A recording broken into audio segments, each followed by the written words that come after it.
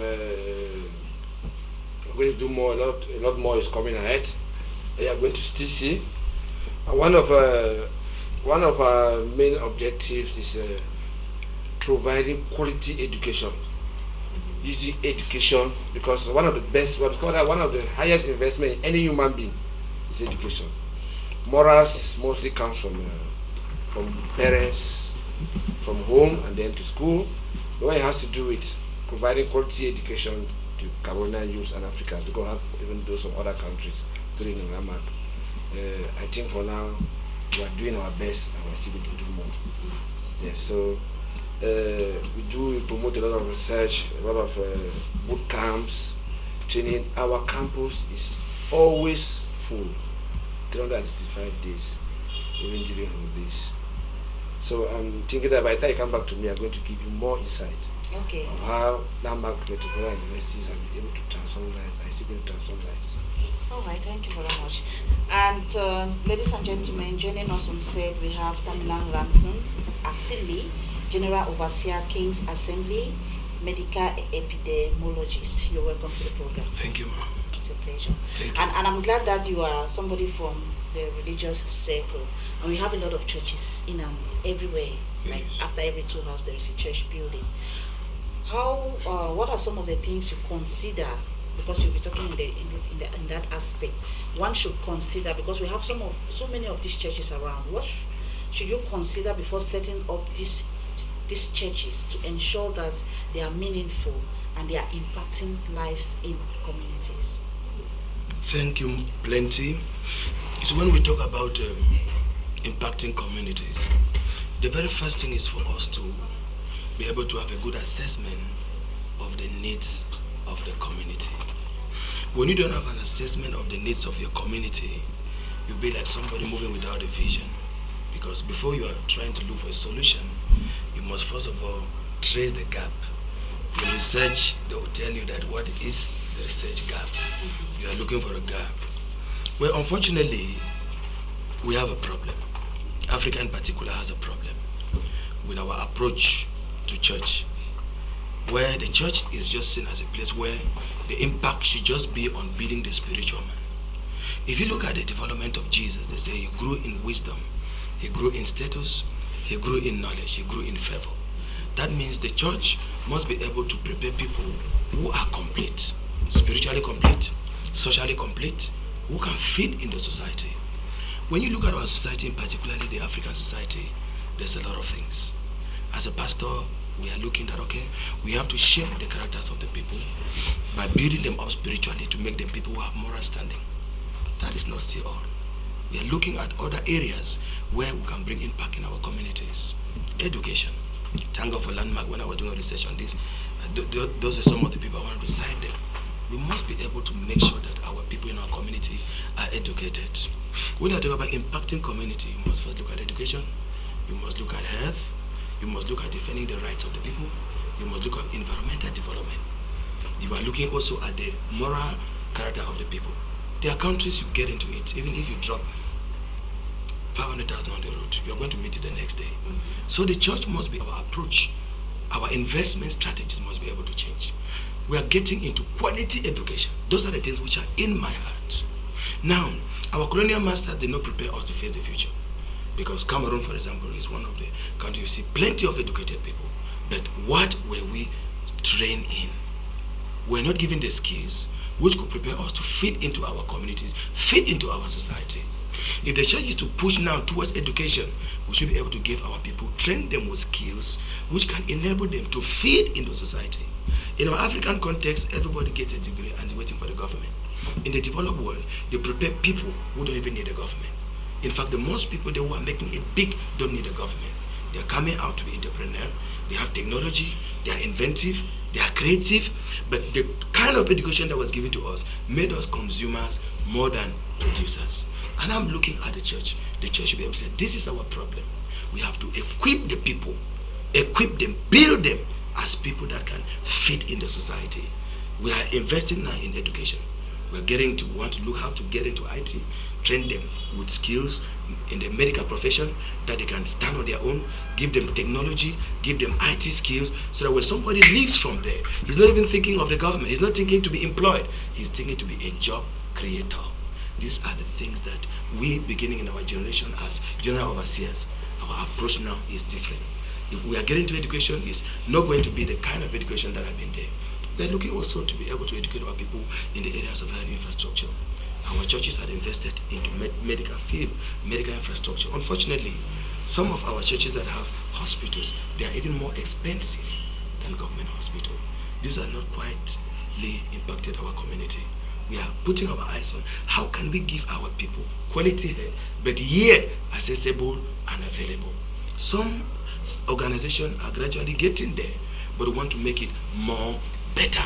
We want to make it more better so that our people have quality health, our people have accessibility to their health, and their health is affordable. Now, the church should be able to raise people that can defend themselves. So when you talk about impacting communities, we are thinking also about defending the rights of the people. Plenty of abuse is happening, and right in the church. That's why we are also getting all kinds of scandals of abuse of all sorts. The people have been abused, used, traumatized, and manipulated. These are things that those who want to impact their community will stand as moral agent to educate the people that they have to know their rights. They have to know how to defend themselves. They are not abused. It may be by elements of the government. They are not abused by any other person, because community impact must touch about justice, the justice system. So if we move as men of God, we should be at the forefront of raising an awareness and educating people that nobody has a right to abuse you, whether it's a pastor or whether it's who's manipulating.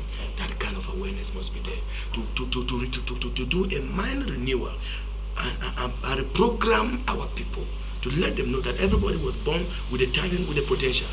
You can make it, not necessarily with the government. Instead of you looking at a job, we can prepare you that you can become a job creator. That's what changes community. And if we are looking now, as I'm happy that a person is here from Landmark. When my brother Professor Lega landed here, this is an example of community impact. And you are seeing the types of educational program he has brought into place. He's not preparing people that after they will leave from school, they will become liabilities, looking for jobs. Their people can sit on their own, even do distant jobs. Here in Cameroon, you work in the US, you work in Canada, they can come out to be creators of opportunity. This is the only way, because the systems of employment are saturated. We need to build people that have a new mindset. I'm coming out to be a job creator, not a job seeker. Yes. All right, thank you very much. Mr. Mosoke, in a community where different types of initiatives have been carried out, we still have a great number of unemployed graduates in the street. It means there is something missing. What do you think that these people should do, those who are carrying out initiative, what should they do to ensure that they empower this younger generation? These are the most active set of persons in a community. Most of them are jobless. They have gone to school, they have graduated, and they are jobless. And initiatives are being carried out by government, by individuals. What do you think? Where should they direct their attention to ensure that these youth are empowered at the end of the day? You know, there is need for a paradigm shift in the world in which we are living today. There are more than 1 trillion jobs online. When we see this again, all the youths that contact me today and say they are jobless, I tell them it means you are not living in the 21st century. Because in the 21st century, you should not be talking about not having a job. Instead, there are opportunities that are more than enough for every youth, for every woman. I think the creation of the internet and technology that has come and other spheres have made things in a way that you don't even need to think that you need to first of all have a degree before you are doing something to earn a living. Degrees are not even leading people to be able to have jobs again. People learn to have degrees today just to have an exposure so that you know how to build your life thereafter. It's not to have a degree in order to have a job. That era has passed. It's good for people to study, people to have knowledge, people to be educated. But today the world has made it in a way that jobs have been liberalized. In a way that you don't need to, first of all, have a degree before you have a job. I said there are more than 1 trillion plus jobs online. It means that the digital world has made it possible for every youth, I'm saying for every youth in the world, to be able to sit in your house, working and earning money without thinking that it is the degree that you have had that is going to make you have something. Because they placed us in a mindset that has led to a lot of destruction and harm. And that is why we are deconstructing that mindset today. So that you should know that when you are studying, study to have knowledge, yes. But when it has to do with jobs today, it is a matter of personal effort and personal initiative. You should know what you wish to do. This may not even be found in schools, but they are found in different complex platforms and simple platforms online. So when you are raising up your children today, you should be able to know that in as much as they should go to school, you should be able to know what those children wish to do and help orient them at once in that area and let them have that knowledge and live their lives. We've gone past those days where professors, doctors, and the rest are very poor. That mentality that made doctors and professors to be very poor and so helpless.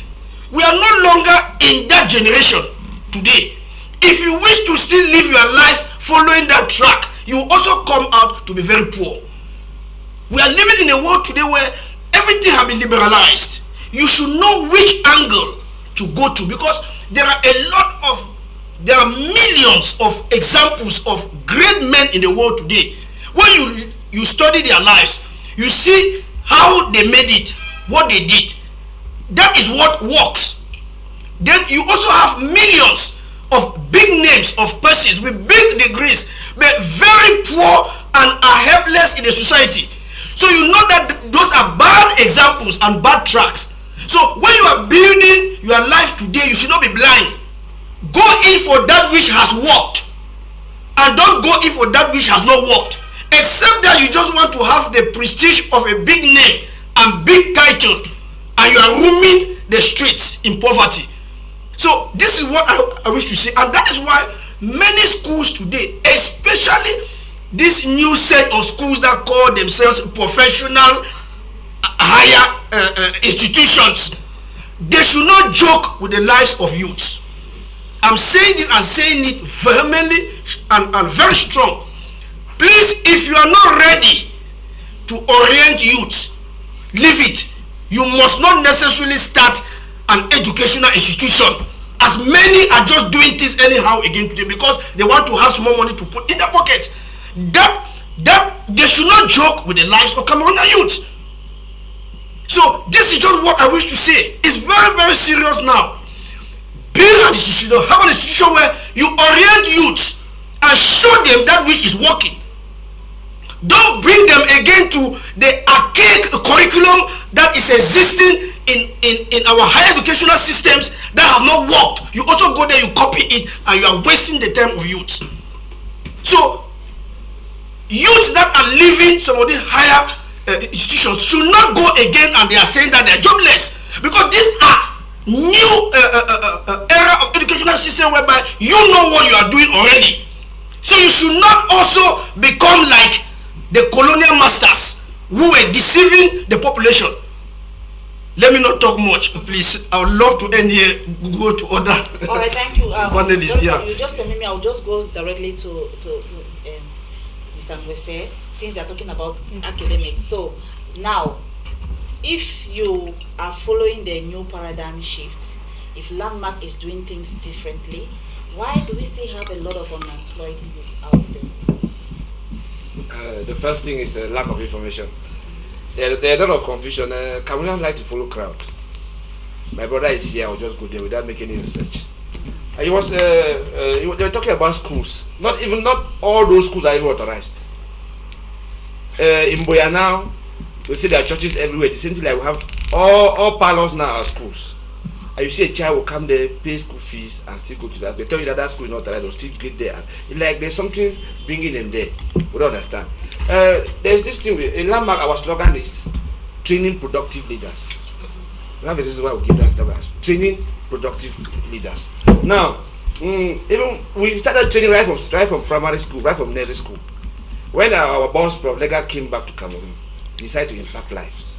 That is why this particular year he got a scholarship for 100 million plus. I've been witness to that. I was there. From primary up to the tertiary level, people have scholarships. That is because he knows that investing in education is very important. The same thing that in the same way, that is why we're also investing much in giving our students skills. We make sure our students have skills. We made one of the program he used to make a lot of money that I come back to Cameroon to invest that money is the engineering program. He created Landmark Tech Canada, and that school has been able to train thousands of persons in 43 countries in the world. 43 countries. That he's doing this, continue that training back in Cameroon. Now that out of the country they pay more than 2.something million for that program, but he gave that program free of charge to Cameroonians during this holidays, last holidays. All our students did not go out for holidays. They were there on the boot camp, learning coding, learning DevOps, learning AWS. They are creating their softwares, creating their. They can even come to your shop now and say, "Want to get a software to manage your shop." They are already very strong. So our goal is to create quality education. Now let's take this. Even when we go to these primary schools and secondary schools, we advise when parents, Cameroonians do like going to school and making sure the child is number one. It's not about number one. What can you do that number one? My children cannot do holiday classes. No, when they do holiday classes and come back during first day, they'll teach them the same thing they do when they do holiday classes. My child is touching my wife's hair, will go and do hairdressing during that holiday. From 1 to upper seat, that is 3 months, 7 years. By the time they use university, they open a salon. What will pay them is not the book, it's the skills. That is why Landmark is promoting skills. We don't do with skills. If you see us, if you see around, you will see now Landmark drive a school car passing around. The boss went to Douala and bought new cars. And he has decided that all Landmark students must have driving license for their degree. There are some companies that they are, as Mr. Godali said, there are a lot of trillions of opportunities online, but there's opportunities that you cannot have if you have certain skills. Yes, no matter your education. Okay, let's say they cannot even appoint you as a manager somewhere because you don't have driving skills, you don't have skills. Some of them go to schools and finish, they don't know a keyboard. How do you expect to be integrated into this society? How do you expect to be informed? You cannot be informed. The only way you can be informed, even though that is saying like online, some don't know that they are online because they don't know how to do research. That's why we promote a lot of research on our campus. All students in Landmark has a password. They have so far they're on campus, they are connected. And they are always on assignment. We know that there's connection, so we make sure that they're not using their phones for anything else apart from those assignments. So the same thing, what we do again is that we promote, our boss always do entrepreneurship support. All you need to do is bring up a project. That's why in entrepreneurship class, our lecturers always tell them, make sure your students propose their projects and the school is going to sponsor 3 of those projects. Yes, they select 3. We sit in the Senate meeting and select 3 projects that we have to sponsor. Because what pays any salary earner is a poor person. We tell our students, so far you're earning salary, you're very poor. The only rich person is an entrepreneur. Yes, and that's why we tell you that we are training productive leaders. Put in mind that I'm going to be an employer, not a job seeker. This government can never employ all of us. We advise some of them. Some of them are in secondary school. They finish school. They want to go and do geography. They don't want to teach. They want to go and do history. They don't want to teach. Then why are you doing history or education? Some of them, their parents have 20 acres of land in the village. Agriculture is there. If you have 20 acres of land and you invest just 2 million in that 20 acres of land, just in maize, you are going to have 10 million in 3 months. So there are a lot of opportunities that we are not informed. That is why we always organize seminars. We organize a lot of leadership programs that we invite both our students. We start, charity begins at home. Whatever I want to do in public, we start with our students. Even when we had a education fair at Checkpoint, the staff were not there. Our students did everything, the talking, everything, demonstrating everything. We were not supposed to be there. We have trained them already. Yeah, so we are doing everything possible to change the narrative about private higher education in Cameroon. It's not because I'm a landmark. I was a landmark from 2015 to 2020. I left. I went to another school, Douala, very big. But I came back to landmark. I have my reasons. When there's a vision, they say follow who know road. When there's a vision, follow that. When you see that vision is a clear vision, follow that vision. Landmark is there and is ready to change life. And yeah, we're not going to talk much. People are going to see how that those lives have been transformed. All right, let me come back to our lady here. There is you're one person that has been carrying out initiatives in our communities and all of that. Yeah. Are they really impactful, educational? Did you consider all of this while carrying out your initiatives? Absolutely, because as much as we are looking at education, one thing is certain: there is a vulnerable population in our country. That most of the time it's easy to forget them. It's easy to forget that there are some people who maybe are there in the communities, and we have called them the ghetto. You care here, Bolifamba. Everybody's looking at that one themselves, but they are also human beings, and they're also very, very relevant. And guess what? If we don't take care of them, that's why this country is where it is. Because the people who will fight are those guys who smoke banga. The people who would revolt are those people who are on drugs. The people who would bring forth kids that we will struggle with are those girls who have no sense of purpose, and then they are becoming pregnant. So at Royalty World, we believe that transformation happens from the inside out. God loves every single person, irrespective of your background. God has a plan and a future for you. And we are committed to be the voice, that God's voice in community, and his hands and his feet, that are able to identify those ones who feel that they're helpless and who feel they've lost all hope, to bring them to a place where we have 4 core pillars for what we do at Royalty World. The work we do at Royalty World, we focus first of all on envisioning. Envision means that we cause them to see beyond where they find themselves. We cause single mothers to see that there is hope. We cause those guys who feel that, you know what, the only thing they can rely on is drug, to realize that they can pick up their lives again and they can start something that can be meaningful. We cause women in the community who may be, my brother was talking about abuse. We've had situations where a lot of people have approached us. They're from churches where they've been abused, and they've made them to realize they cannot do anything with themselves, and they've been all, only the Bible, and their lives are meaningless, and they come to us and we help them to be able to restore their dignity again. We have a safe space where if people are running away from, where they find themselves, where they've been raped, and sometimes it's those kind of things where you cannot talk to anybody about it. We are that home that we want to accommodate these women that can come in, and we can encourage them to pick up their lives again and to run with something that is meaningful. So that is empowerment, right? So we envision them to see what they can do, to see that there's hope, to see that God still loves them irrespective. But we don't leave it there, we go to empowerment. So we run the Bolifamba Community, the Bolifamba Economic Empowerment Project, which we call BIP. And within that project, when we work with these people, we in the envisioning stage, we mostly have these people in dignity clubs. So in dignity clubs, either for youths or for women. And during the dignity club, we identify if you have a business idea or something we can help you with. And if you want to go to school and you have school age where we can still help you, we engage other stakeholders who can help you, sponsor you in school, and can get you to school. And for the business people, we help them with startup capital, but we don't end there. We connect with our network, and we do a lot of training for women at that level, just for financial literacy, helping them to know how to save, partner with local microfinance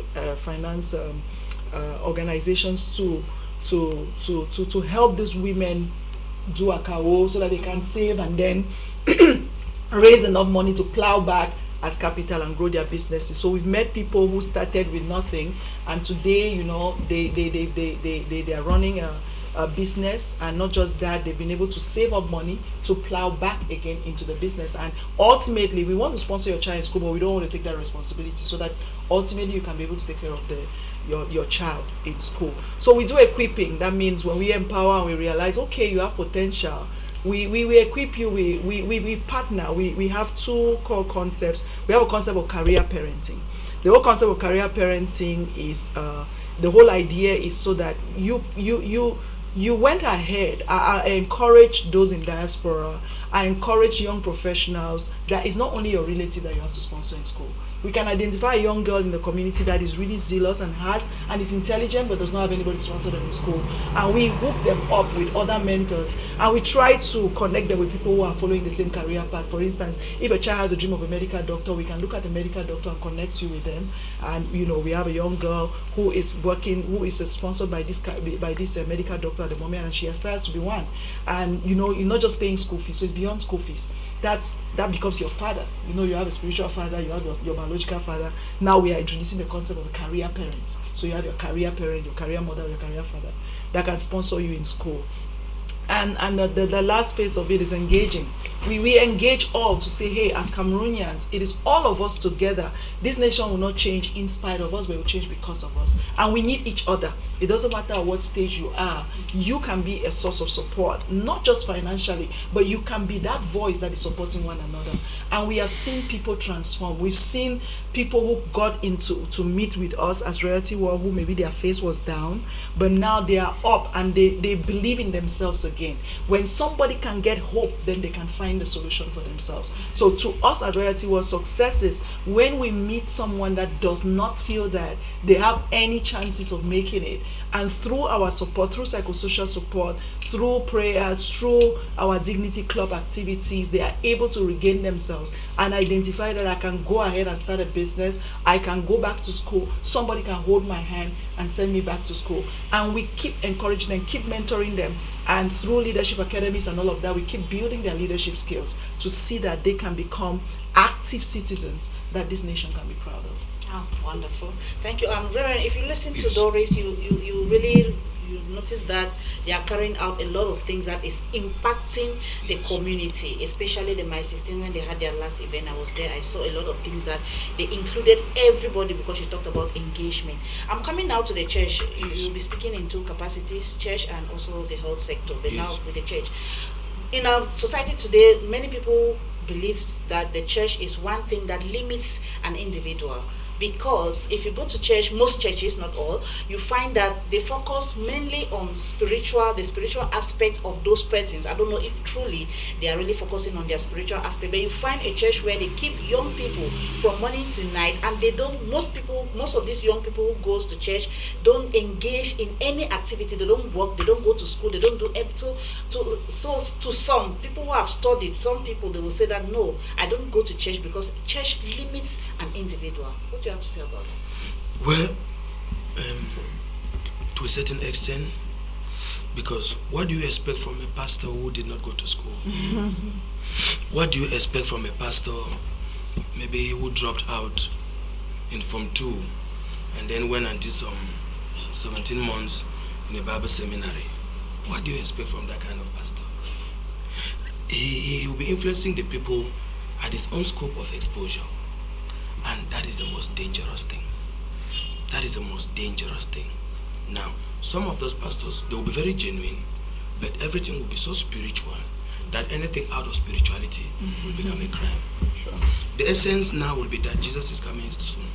Soon, and he's coming soon. Don't get into anything that looks too big, because very soon the trumpet will sound. When I was young, I was waiting that before I will be 2 years, the trumpet will sound. The trumpet did not sound. 2000. You see, the Bible says, my people perish for lack of knowledge. I remember when I was small, and then I mentioned to my senior pastor that one of my brother just passed a NAM. He was going to be a magistrate. That means a lawyer. He was so upset that those kind of people, very devilish people, they bury them upside down. How can you go and study law? That's something which is very devilish. This is called exposure. When a blind leads a blind. You see, when I left from advanced level, the pressure was my spiritual parents had seen that I was gifted. They wanted me straight to Bible school, ministry. And I came from a background where my father wanted everybody to go to school. And they called me and told me, and they said, go to university, develop a career, then become a man of God. When I told them that, they were so disappointed. When I left university, I wrote the program into medical laboratory sciences, into health sciences, and passed. It was like I was deviated from where the calling was. I want to say that I've influenced many people. I'm a civil servant, I'm still a pastor. I went back to do masters in epidemiology. I'm doing PhD in public health, I'm still a pastor. More effective now. I picked many who came around me along the street. Some are not medical doctors. I had one of my son, Emmanuel. He was a brother, brought him close and said, Emmanuel, what did you do at the Van level? I said, I did 5 science papers. How many points? 23 points. I said, where do you want to go? He said, Bible school. I said, I'm going to help you. I said, I'm not asking you. I'm going to register you now for the preparatory classes to write medicine. I said, you don't have the money, I'm going to pay for you. And the person today who was arranging those classes was still my spiritual son, who came out as the best medical doctor in their batch. He trained him for free. Emmanuel Road and Pass. They have transferred him to Chad. He's now a medical doctor. And I'm calling and asking him, when are you going back to Bible school? Bible school is now very far from you. Now, get a career. Now, most of them who went, now I'm happy that God has helped me to orientate them. When they apply to university, I called them. What did you apply for? I applied for sociology. I said, what do you want to become? He said, I want to become a lawyer. I said, you cannot become a lawyer of sociology. You're going to apply for law. You're going to apply. I've helped them now to orientate them. Those who even drop out, I have dropouts that I met them. They were in salons. They are dropped out from 3. And I told them, you must go to school. You're going to get into evening school. 2 years, 1 had 7 papers. 1 year, 1 had advanced. And 1 just graduated with a degree. I have many of such. This is building people. And when you build them educationally, they become more resourceful spiritually. Sure. They become more impactful spiritually. This is the rule of a real pastor. That's why in this 21st century, at least a pastor should have a first degree. Should have a first degree. Even the curriculums in the Bible school must be rearranged to bring into place a lot of mind-opening studies that broaden the pastor. A pastor, you are a junction where human beings are passing. Some are coming with legal things and need counsel. You must know a bit of law. Some are coming with medical concern. You must have a bit of medicine. Some are coming with marital issue. You must have a grace to counsel. So a pastor must be a well-studious person. Where are you guarding the people too? And when they come around you, they believe in you. You become their God. And anything they say, it is what they take. So the church has been limited. If you look even at the approach of many Pentecostal churches, how the churches were bare, you see a mindset of limitation, because they knew that the trumpet was going to sound tomorrow. It's now that it's come. Right. Now some are looking for space to expand the churches. No more space. Looking for space now to build school. No more school. Some are even here to develop that mentality that the rule of the church must be very holistic, where we can meet the needs of our people from many multiple directions. Prepare the whole man. Imagine now a lawyer. My younger brother is a lawyer. That's my assistant pastor. The wife is a magistrate. Is a leader in church. How do you expect that? My sons now, they are medical doctors. Many of them. I'm building a clinic already now. And some of them who are there, they are ready to come back. Say, Daddy, when he's ready, we want to come and serve. And they will be Reverend Doctor. Those are the kind of people I want. Reverend Professor this. You have capacity. Your approach in the presentation of the gospel. Reverend Engineer this. Those are the kind of people we want. The 21st century society has no place for short circuits. You are dealing with people that you are preparing them to face a lot of challenge. You must be up. I want to throw to us one thing before I come to an end. Have we now discovered that even in Nigeria that has mega churches, that the most successful churches there were those led by people that were first of all well qualified secularly? I will prove it to you. You get to Redeemed Christian Church, the GO there is a professor in applied mathematics. Get to Mountain of Fire, the pastor there is a professor in macrobiology. You get now to Deeper Life, Komunye. Those were all people that they had academic exposure. Even for you to be able to catch the precepts of the Bible, you need a certain level of exposure. I could show to you that those who followed Christ and were picking his information, which we have today as the Gospels. If you look at the writings of those who were literate, the explicit nature of it is very powerful. Look at the way Luke, who was a medical doctor, present the gospel about Christ. You will see that there was a lot of insight. Look at Matthew, who was somebody who had read finance and taxation. They were all school. But the other ones who were fishermen, small sentences, small, because even that ability to express what was in them as a revelation was limited. So God is a God that is calling us as men of God. Let's not allow any illiterate be around us.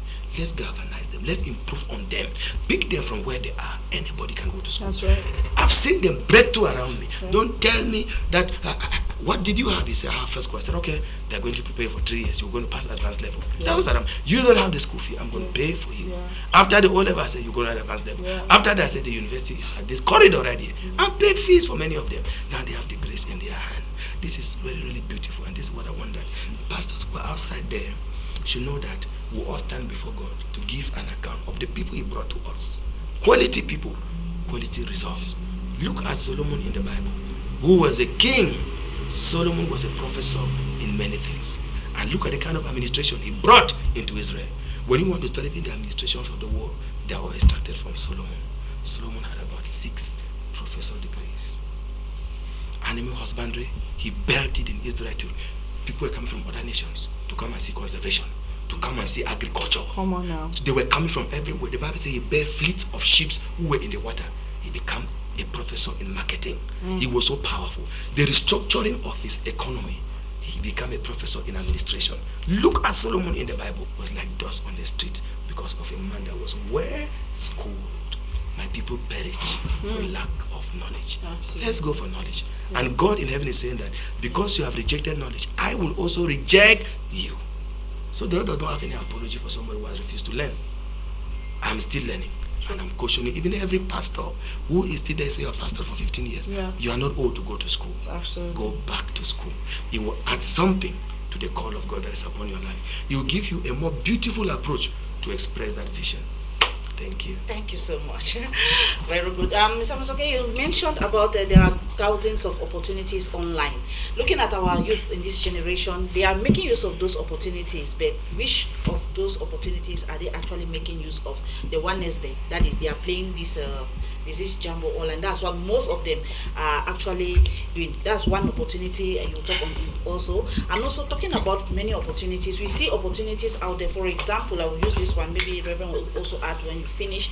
In Cameroon here, you have this there's this exam that they always write at the national level. For example, I will use the nurses. They always write this exam, thousands, millions. That's an opportunity for them to come and write that exam. But after that, what next? Yes, are there really opportunities, Mr. Musoke? Yes, I've spoken about trillions of opportunities, and I mean what I mean by trillions of opportunities. I always tell youth that we are now living in a soft world. We are no longer living in a hard world. The world has become soft, and if you don't go soft, you remain in the hardness. You have it difficult. A digital connection. There should be a technological connection, a technological application of what you are doing. Because the world has become soft. So youth are still searching for jobs in the hard world, whereas the hard world is already saturated. And the hard world has a lot of bureaucracy, a lot of favoritism and so on. But the soft world is what has created the trillions of opportunities.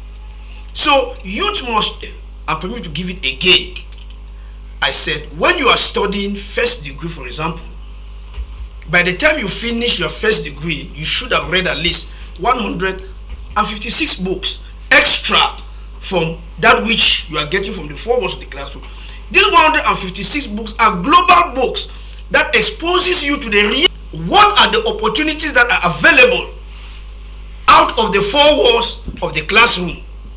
You should be able to use these 3 years to know this. You come out, you'll be searching for a job. Whereas if you were already connected, before you even finish, you are connected and you're already making money. That's before you finish. So we should come out from laziness. And permit me to say this again, that I am happy that somebody else is talking today to pastors. Because I've been saying this for long, that if I had a Bible school, you cannot enter the Bible school without a first degree. Yes. I have said it. In the world in which we live today, you cannot enter the Bible school. You are taking somebody who has a first school to come and learn what in theology, to tell who what. These are reality. The world has advanced. We are living today in an intellectual world where people minimize you. Even if you claim that you are so anointed, there are people that will not even listen to you, because we are living in an intellectual world. The world has changed. So even the church must increase intellectually and spiritually in order to meet up with the realities of the world. So I've just jumped for my own part too. Let me go back now to what my own part of what. We have someone here who will talk more on that part. So I was saying that, now look at it. I run a 1 hour training every Monday. Like today, I will run from 9 p.m. to 10 p.m. for free. You don't pay anything. And youth connect from all over the world. I talk to them about the realities of the world today, and if you wish to make it, what you should do. I give it for free. They are not paying me. What am I saying? The youth should not continue to remain in the colonial mindset, which states that you should be searching for jobs, or you should run away through through Mexico, Mediterranean Sea and the rest, and you run away from where all the opportunities are found, which is Africa, and you are going to where they have already developed their sectors. Lesser opportunity for you to even thrive in those economies. So we are trying to talk to the new generation of African youth to understand that they have more opportunities in Africa if they just listen a little bit and stretch a little bit and be able to gain the skills that they need in order to handle these opportunities online. Because to be very, very honest, many of these opportunities, you require a level of skills, knowledge, in order to have access to these opportunities. And it will not take you much to gain these skills. And these are some of the skills that when I hold these trainings, I tell them for free, you must study this, you must study this, you must study this. And I say it again to youth, I say, it's unacceptable that you are living in the world today as a youth, then you don't yet have at least 3 sources of income online. You should at least by now, as a youth, before you finish the university, you should have at least 3 sources of income online, even if it's not much, but you grow with time. So you should already be connected to that, and you are making little of what you can make per month. If you make 300,000 francs, 400,000 francs a month, it's not small. There are younger youths of 13, 12 years that are making that 500,000 francs, $1 million francs a year. And up with this governmental mentality that dangerous. It is when they hear anything government, they can even go and take money and go and pay. But paying for them to gain a particular skill to round up what I'm saying here, I'm just talking to you that the opportunities are just enormous. You just need to give a listening ear to that which people are saying today about the opportunities that are available. Our traditional classical educational systems have already failed. They are outdated. Many of them are outdated, and that is why new ones are coming up today that are trying to orient youth towards the realities. Those ones that already exist, go and get your degree, no problem. But let me tell you, that degree up to the level of PhD, giving you a job. Instead of you marching to say, I have created 10,000 jobs for Cameroonian youth because I have a PhD in this, it has helped me to be able to expose things to youth. Youth, come and get yourself employed here. But you are marching and thanking somebody for a job after a PhD. Please, I don't know what to talk much about this. What I'm just trying to say is that the youth have to become wiser in this generation in which we live. The opportunities are enormous. Don't sit down and waste your time. Use your phone and search. There is just a lot online. and you can make it. Then I also wish to give this strong warning to youths that you don't become rich by joining a cult. I have to make this point very clear. You don't become rich by giving sacrifice. One sacrifice was given for all of us, and is Jesus Christ. There is no other sacrifice again than the sacrifice of you being serious and hardworking in your life. Don't go there. You are going to regret at the end. Thank you. You're welcome. Doris, many people carry out initiative, and you find that if you want to really dig deep, you see that they go to their own community for their people to benefit. They go to their relatives and all of that. Is that what you looked into before coming to My 16 Bolivar? I'm sure you can hear the Nengu, right? Nengu has nothing to do with the Southwest region. If you want to talk about you going to your own people in the sense of origin. But you know, one thing I know, being in Christ, if any man be in Christ, he's a new creation, you know. So there's no city, there's no country, there's no tribe, you know. We all are one. So irrespective, I'm a son, I'm a daughter of the universe. I was born in Cameroon. God, by God's special grace, he allowed me to be made manifest in this community called Cameroon. And when God called me, it was very clear to me in my mind that Bolifamba was a place where Bolifamba, you know, anything related to that. As I can clearly say, my name is Ngum, so you know, it means that I'm from the grass field. But it was a calling. And one of the things that motivated me to Bolifamba was because I wanted to, and I'm very happy with the trajectory that the pastor is taking. It's the same thing where, you know, chartered management accountant, qualified, and then you are hearing then, you know, in London and excelling my career, and you're like coming back to Cameroon and going to Bolifamba. Why? But I knew that I had been exposed. I knew my mission to London was so that I could learn and see how that society was constructed and learn the lessons, then come back, bring that lessons to my own nation. Because one of the things that frustrated me was seeing that this country, which was called rich, they could not grow anything without actually reinforcing it with chemicals, fertilizers, and all of that. And corn grows in my country 3 times a year. So who's deceiving who? Somebody has deceived us. And honestly, I was one of those people. School was no longer important. That was it. So for me, that I was done with being born again. I was happy, you know, doing my small, just going to church and all of that. I don't want to call denominations here. But when I got to see people who were educated, and I realized that, hey, guess what? When I started reading, I saw that the biggest inventors were Christians. The biggest inventors, all wisdom and knowledge comes from the Father of light. And I saw in Colossians that, hey, for by him all things were made, and in him all things consist. And I'm like, what does that mean? So I'm like, hey, these people, have they been reading this book called God that lives on the inside of you, to be awakened, to stir up what God has put in you before the foundations of the earth. Therefore, each and every one of us has a blueprint for the construction of this nation. It's not going to be about the colonial masters coming to do anything. It's not going to be about the government coming to do anything. It's going to be about each and every one of us playing our role very well. I love entrepreneurship. I teach entrepreneurship. I promote entrepreneurship. However, I also encourage good employment. Because if all of us are entrepreneurs and nobody is a good employee, who will work in the organizations that we are building? So I teach my students that entrepreneurship is not necessarily starting a business. It is a mindset that when even you find yourself working for a business, you are an entrepreneur within that business, right? There is something unique that you bring into these organizations that I cannot give. So you are an entrepreneur, and God has called you to serve in specific areas. And if you have the mind of an entrepreneur, therefore wherever you are, you're going to add value. As long as you add value, allow yourself to be creative, to be innovative, and God rewards. So you can be an employee and still be rich. It's possible. Very possible. You can still be rich being an employee if you do it right, if you understand how to prosper you.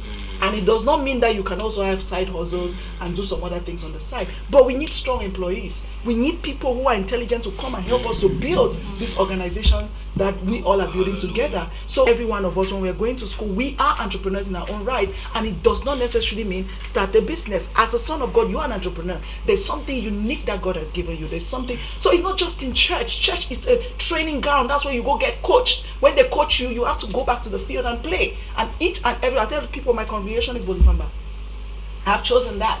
And God has given me the capacity to be there, to discover the problems there. And my role, what I do is my children will be writing an essay contest that will be rewarded within the next few months. And that essay contest is what? They are identify a problem within Bolifamba and identify the resources that are in Bolifamba to solve that problem. Write about it. Let's see it and we'll pay you for it. So until we come and activate the minds of the young people within the community to realize that solution is not coming from, there's no savior coming. It is us. And this thing that we're waiting for Jesus to return, Christ is waiting for the glorious church to emerge. So let's stop waiting for him to come back. We are here already because he lives in us. That's it. We are here because he lives in us. He is no longer he lives inside me and you. So come on, stop sleeping down there and waiting. God is waiting for us. Dominate. Be fruitful, multiply, replenish the earth, subdue it, have dominion. That's why we're here. So each and every one of us is a community transformation agent. We are, whether you're working in a school or whatever, what is God calling you to do and how are you going to contribute in that particular sphere where you find yourself? So each and every one of us, the building of this nation concerns every single member of the community. All right, thank you. We are going now to Landmark. Landmark, we wish to find out, we have many of these private higher institutions here and there, thousands here in Buea. What are those programs that Landmark is offering that will impact these students, that will come out, they will not be jobless, they will not go and be looking for jobs, that will just become job creators? What are those programs?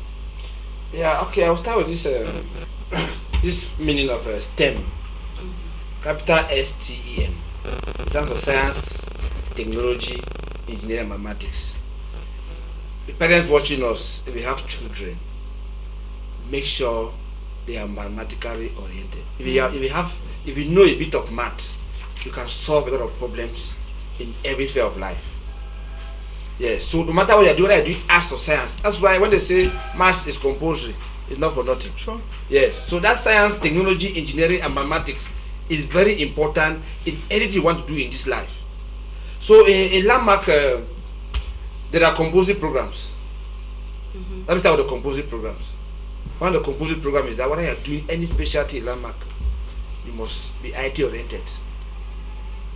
If you are doing, let's say, if you are doing engineering, you're already IT oriented, but you are doing medical and laboratory sciences, we have our program in engineering, the small classes that are going to do in computer. You know the program that's coming from the ministry. We have added something. There's a blend of what the boss came out with from overseas. Yeah, so by the time you leave as a nurse on Landmark, you're not just a nurse. You're a nurse that can do a small program. I used to ask my students that, imagine that you create a small software as a nurse. You're doing this. Making money is not by having a big office.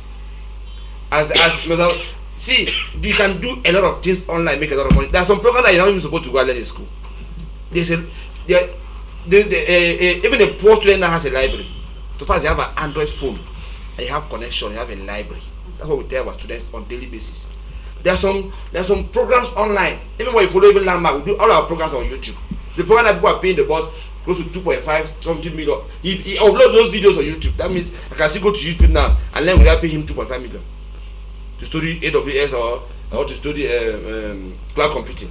I can still follow those YouTube programs and have that's already a library. Yes, but when you see them online, it's either Facebook, WhatsApp, TikTok, or Snapchat. That's what you see them doing online, most of them. Yes, so all these opportunities are saying that the opportunities are there online, but they're not seeing it. Some of them are not seeing it. Yes, there's a lot of distraction in this world today. That is why in Landmark is a bit different, because Landmark is not just about studies, there's a lot of spirituality in Landmark. Yes, we don't joke, even our staffs.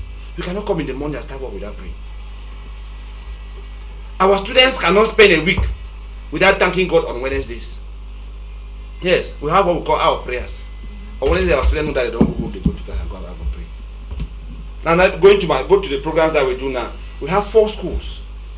We have the School of Business and Management Sciences. We have accountancy, banking and finance, insurance, logistics and transport management, shipping management, etc. We're going to have the School of Agriculture. Yes, School of Agriculture. It's not a problem of where the students are going to work. No, we already have the labor. So having poultry farms is not a problem. The students are there too. It's not just about going to class and studying agriculture. No. When you're studying a program like agriculture, you come to Landmark, your class work is 40-30%. If you are able to see, even in computer, if you are working at the documentation, you are educated, you're working at documentation for the next 3 years. There are a lot of things that we go and write an exam, you easily pass without going to school. Because you're going to be, yes. So if you are doing a program that lists practicals and your students are always in that practical field, they don't need anyone to go and write their HND for it. One of the things we are doing is that have the permanent people that, so have that School of Agriculture, they'll have the School of Medical and Biomedical Science that started about 2 years ago. They were growing. If you come to Landmark now, it's not about a medical, it's not just about medical or talking verbally. You come to the lab, you confirm that it's a medical school. The only thing is that we don't have a hospital. What we have there, the music came here and saw our equipment. We order equipment for millions of francs CFA. So it's not about, as I said, it's not about the study in class, about the practical. What can the students do when they go out? Then one of the highest, where we are mostly known in the School of Engineering and Technology. Our School of Engineering and Technology will have, for us to teach and students to understand. Then we don't focus on theory. And since we don't focus on theory, too much on theory, we cannot even train our students in one hall. We cannot train our students in one. You cannot be teaching students in technology like engineering. I have like 200 students and put them in one hall. They will not hear anything. There's a lot of practical. So our boss has decided to spend. And so instead of you teaching a course for 60 hours, you are going to teach 60 times 3. That means if you can't do introduction in this class, the class are divided into 2 or 3, so that the students can be able to assimilate. Our students even like to go home. As I said, there are other amenities on campus. Yes, even when you use there's no light. We will have light, we will have solar. When you say that there's no internet, MTN or Orange, we are having another line that will always switch there. The students are, you want, at 8 o'clock, we're going, please go home. That is, we have decided to engage them. And then we give them tasks. It's not about writing a report after doing intention. We give them tasks and tell you that you people are going now, this group is going to go to Limbe, go and make research and produce a project as a group. Yes, that, as you said, as Madam already said, that project should be identifying a problem, and when you see a problem, identify that problem and get the solution for that problem immediately. I used to tell our students that even when you're writing a report, you write a report about a company, you write the history of the company, write the rest. The history was given to you by the company. The organization was given to you by the company. The company will not read that project again. They're going to read by what? The problems identified and the solutions. The proposed, the recommendations. That is what the company will be interested in. They'll hardly read what you wrote because they already know. They want to give you. So in Landmark University, we promote a lot of research. So we have those main schools. Let me repeat them again. School of Business and Management Sciences, School of Agriculture. We have School of Engineering and Technology, and the School of Medical and Biomedical Sciences. All those schools have different subjects, like in the medical biology, have midwifery, nursing, and the rest. So I will not take much time. We'll have a lot of those programs that we will get. You go to Landmark website or Facebook page, you see all those schools and the different sub-programs that we do. All right, thank you. Reverend Committee, we have, I want to ask this question. A church is supposed to transform lives, communities, and all of that. Yes. And we have so many. Is there a need for us to have this so many churches here and there? And if they are there, are they actually creating an impact in a community? Because all we know is that people go to church, they pray, they come back home. We don't see projects that have been carried out by churches. I know you are a different person because of what you've said here. I'm looking at the majority now. They don't carry out projects. The community does not benefit anything from these churches, yet they keep increasing day by day. Well, thank you for that beautiful question. Before you impact the community, you need capacity. And some don't have the capacity. Some don't even have the dream. Some don't even have the vision. Depending on the foundations from which you were raised up. Those who were raised from background that know that a church has to end just around prayers. Then they give some offerings, and then we pray, then we cast demons. If that's all, what do you expect from that kind of pastor? So the foundations you have is very important. Now, how many are genuinely called? Africa has a big problem. You see, some of the young people we see around here who are prophets and what, when you throw them to America, they will never have that title again. It's been a cheap way of survival. That's why most of them are dropouts. There are people that failed in life. They didn't have any other alternative. They couldn't succeed at any other thing. So the summary of the whole thing was, God has called me. So the church now is seen now as a cheap means for them to have relevance in life because they could not break through. They have mentors, who they look there, who are flying planes in the air, and when they look at them, they have a certain dream, fantasy, where you gather 1,000 people and tomorrow you who was nobody is now flying a plane. And that's why they engage into all kind of orthodox means to be able to scam and screw from people. God shall bring all of us to judgment. The church should be more than that. The church is more of a commitment to serve. Come on. Now, you have another class of those who, they have the burden, they know what to do, but they don't have the capacity. Yes, because you get into community investment, you need a lot of muscles to be able to carry out projects. Sure. I have that kind of burden. At my own small level, I'm trying, but I'm believing that when God increases my scope, our church should be mission and community driven. Absolutely. As of now, I'm focused now on training young people around me, giving them orientation, building people who I know that tomorrow we'll be able to put our hands together to build a community. Absolutely. When you have resourceful people, 100 of them, you throw a vision and they believe in you, you cannot do a lot of things. Sure. There are big churches who are building free schools, they are giving water, free medical facilities. God is going to orientate us there.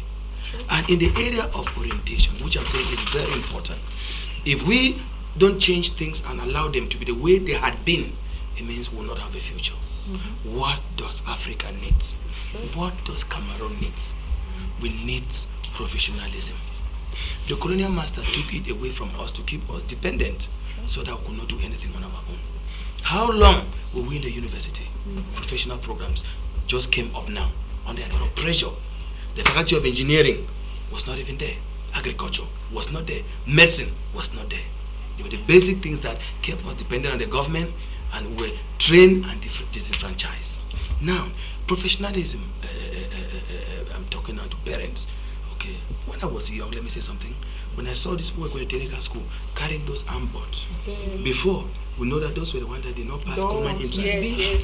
So they had only first, so they sent them to technical school where they had to go and learn electricity. Little did I know that was where the resources to build Africa was. That's what Africa had needed most. Those engineers, those technologies, those are the people we still need today. And to educate our people, that let's orientate our children in professional studies. It was deprived from us because if this had been the basis of who we were today, that dependency would not have been there. Okay, School of Agriculture, we are living from there. You can open a poultry. Everybody eats chicken. Don't need to be employing people. You can grow tomatoes. Those are things that are needed everywhere. Grow pepper. Grow big pigs. Look, opportunities plenty. Very, very much. Now, our children who have gone to technical school, they are coming there as maybe building engineer. Every day, people are building. These children will never be looking for a job because even right in from 4 during holidays, they are in the chantiers. They already have skills and they are coming home with plenty of money. Those who went and did plumbing, before they even have their advanced, they are already small technicians. You need a plumber, you need an electrician, you need a carpenter up there, you need a painter. So this area of technology and engineering is what kept us where we are today. And that's where we are supposed to come back there. And my rule, I talk to my parents when I see the children, where are you going to? I make sure I fire them towards the direction of technology because this is what will build a bridge in Africa. We have had a lot of sociology, literature, language people. It's okay, they have their place. But the area of technology and professionalism is what will remove most of our people who would have been on the street as bankers, smokers, and thieves around because they have a handwork. They have what they can do. They can have their money. They can go to the chantier. They can take small contracts to be bungalows while they are in Form 5. They can already do that. They will have their money. They can go into company site and do weathering. Everybody building a house now. You need the people to come there, iron doors, iron windows, and so industrial weathering. It was not even there. It was not there. These areas which we had considered to be the areas of the outcasts, it would have been a trick from the pit of hell to make us sufferers. Absolutely. We must get back to technology and engineering. When you hardly see somebody maybe who is a weatherer today, people are looking for him. They want to do iron doors. They want to do this. Those who are painters, builders, they are looking for every day. I'm doing a construction. Sometimes it's a problem even to get them. They are too occupied. Look at the construction in Boya. Then you are coming out today as a building engineer. They will need you. You are coming as an architect who could design plans. They will need you. I remember how I struggled even to get one. And you have to pay them real good. You have to pay them real good. Yes. One charge me 1.5. Ah, that is it. That is it. That is it. So this had been the missing link that made us to be beggars, reduced us to be people who. I remember when I was building the church. It's my children that built it. Those ones who were builders, they built it. They roofed it. They did almost everything. We need this. See now what is there. And if we had to get into calling for labor that we're supposed to spend all the monies, it would have been difficult. And I'm still saying to those who went out there and read, it may be single subjects, waiting for the government to employ them, that you can develop those skills. Some of them that I would meet, they were engineering, building today, read by geography in the university. Sure. They went back there, and now they already have the degree. Within a short time, they caught everything. Took one project, did it well, it announced it. Second project, and today they're engineers, but they're not even in the school of engineering. So to my pastors and to my friends out there who are leaders, it's not about covering our eyes to pray, expecting to see one angel that is flying up. God has kept us on this earth to transform life, to raise people that will not be dependent, but people that will have capacity. And if you're a pastor with people that have capacity, you will be a powerful pastor because they will be able to be supportive. Let's build them. And building them is securing the future of tomorrow. All right, thank you very much. We don't really have much time. This discussion is really interesting. But Mr. Musuke, there's something I want us to also talk about when it comes to the youth. A lot of youth, especially here in Cameroon, they have a lot of talents. They have come out with many discoveries. For example, there's one guy from Bamenda who came out with this particular kind of bike that is not supposed to use fuel. We had this other guy during the 20th May last year who came out with one kind of truck like that. And these are things that is going to help Africans. Even during this program, we had one small child who came out with one car like that there at the checkpoint. I remember when we were still up there, we talked about that child. But what is lacking is that they don't promote these children, they don't promote these youth, they don't promote these young ones, which are things that if maybe, even if the government and all those who are carrying out the initiative recognize such people and they promote them, it's also going to be one way to solve our problems. It's also going to be one way for Africa to emerge. So what do you have to say about this aspect of not promoting young talents, if we see one? Yes, I wish to make a very strong statement. There is no rich government in the world. Take note of this statement which I'm making here. I said there is no rich government in the world. You have a rich private sectors with giant investors. Now, many a time we say, why did the government not? The government herself is so indebted in a way that the government does not know how to even undo this burden of her debt. And she's taking debt every day. So, such opportunities, that is why in a country, we should be able to have organizations that help promote creativity and innovation. So that when such a youth comes up with something like that, this organization can quickly come in, because it's possible to source for funding and allow this young person go for more training and become an expert in that area.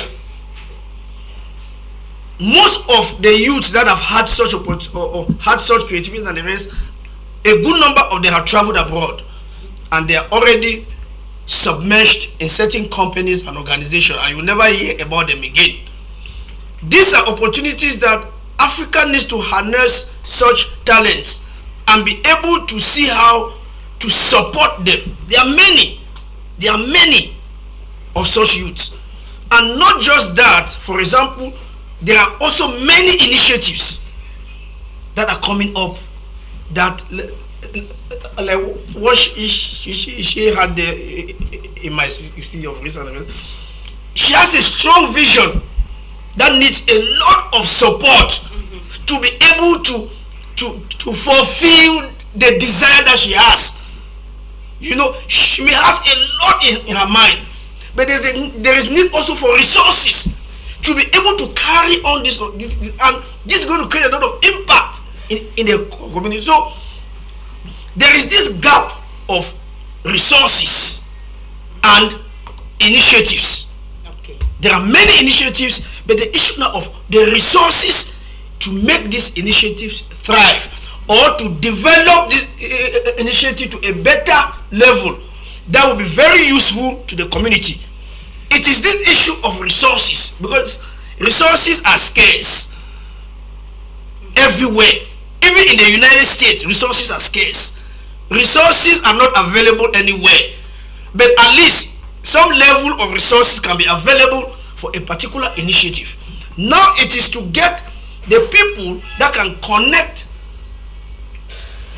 those who have the resources and who could buy that idea to promote the idea. And take note that many ideas are promoted even in foreign countries if they study the outcome of that idea and see that it has economic benefit. They don't just sponsor things anyhow. Investors look at the short-term and the long-term economic benefit of that idea. If I put, say, 100 billion in this idea and it is developed, and probably they put in place a plant that can be producing such machines or whatsoever, how economically profitable or how profitable will this initiative be? All these things are taken into consideration. People don't give money for nothing. Real money is given because there is an expectation of returns. And this is what really needs to be in place in Africa. But unfortunately, we are living in a very selfish space where people are so individualistic. People are so selfish in a way that even if somebody knows how he can help you for something, the person will just stay quiet, and the jealousy of heart, the greed, the selfishness and the wickedness make a lot of people not to actually thrive, whereas they actually have that which could be promoted and supported, and it's going to change not just that person, the community, that nation, and Africa at large. So this communal, this collaboration, this partnership way of doing things it really needs to be encouraged in Africa. It's lacking, and that is why a lot of things have not developed, because individuals cannot do it on their own. Absolutely. We need partnership, we need collaboration, we need investors, we need funders to come in time and again. That's why we really need synergy of initiatives, and then now a lot of good ideas can come up and how they can go about it, even to get funders and resources. In 30 seconds, I'll just add to what Mr. Msoko is saying. There's something I've been sharing to my partners in the US over the past few weeks, that imagine that all Cameroonians, 10,000 Cameroonians in the US, give just $10 a month. $10 is nothing for them. That's 100 million. That's $100,000. What can that do to a community? If all of us put our hands together and come and sit, in terms of the resources, there's a lot of resource even on this table. If we can sit down and say, I share, and I say, okay, I've taken the forerunning role in Bolifamba. Mr. Msoko, I need your input, sir. I need your input in terms of how the churches should go and all of that, and we sit down together. That is how we construct this nation. Yes. So our partnership, sometimes it's not even the financial as much as it is us having the disposition and the availability to take away selfishness and to know that it's not my thing, but together we can build a strong nation. All right, thank you. We are going. I'll start with you, Mr. Msoko. Give your take-home message. You're already out of time. I see you're. Yes. Let me leave now and talk to my advanced level students, potential university students. You have just 2 seconds to do that. Yes, please. Very soon, I told you people you are almost free. Getting to university is like getting freedom, and the only godfather you have now is success. When you succeed, your godfather, they'll locate you anywhere. So make sure you do your research very well before you enter any university. Do your research very well. Make sure the school is authorized, and the programs they are doing are geared towards making you productive leaders and not job seekers. And you can always come to Landmark, ask inquiries, if for orientation, whether I come to Landmark or not, you can always come there, we'll orientate you. Or you call us through these numbers, 672-33-9570. I repeat, 672-33-9570. Thank you, Doris. I think I already give my final word in the sense that we are all in this together. If all of us can leave aside our selfish ambitions and choose to realize that we have a collective goal of building our communities together, we can partner and make Africa great. All right, I'm going to Reverend. Okay, and to me, what I want to drop as my final word is never late for you to improve on your life. It's never late to gather yourself and say, I want to move forward. Irrespective of where you are stopped, where you break down, it's never late to improve on yourself. You can still go back to school. Pastor, you can still improve. You that drop out, you can still improve. Just gather yourself and improve. If you don't have a means, you don't have somebody to push you, just come to King's Assembly and you just get there and ask for Dr. Ransom or ask for Bishop. They're going to bring you to me. I'm going to see how we can improve on your life. And you that thought that it was all concluded about you, you'll be surprised to see what God can make out of that life. Thank you. You're welcome, Mr. Musake. Yeah, the good news is that some few weeks back we spoke here on the issue of lead empowerment ministries and missions, and many people ask me, is that a new church you have started? But maybe say this on board because it's good for people to know. Lead empowerment ministries and missions is not a church. It's an initiative that we have come up with to be able to empower ministers of God and be able to help short missions. We are going to take time to explain this on board more. It's not like we have started a church that say, come and attend my church in my 16th or come and attend my church where. No, we have so much to do that we give such assignments to pastors to carry on with the activities. But we are bringing the empowerment factor in it, where we will be having a lot of conferences, seminars and the rest, and we'll be able to sponsor projects that are from churches that make sense and that can impact the community. So this is the type of thing that we are coming up with, because a lot of pastors have been crying, and thank God we were led to come up with this, and we will explain this more. But it's an empowerment initiative for especially ministers of God and projects that they have at hand. So I will come back to this some other time to really expand more. But it's not a church. Please, we have not started a church. Thank you. Thank you very much, Mr. Musake. It's not a crime to start a church. Yes, it's not a crime. For coming to the program, and also our viewers, we thank you. The rebroadcast of this program comes up at 10 p.m. and do well again to join us next week for another edition. Stay tuned to High Television.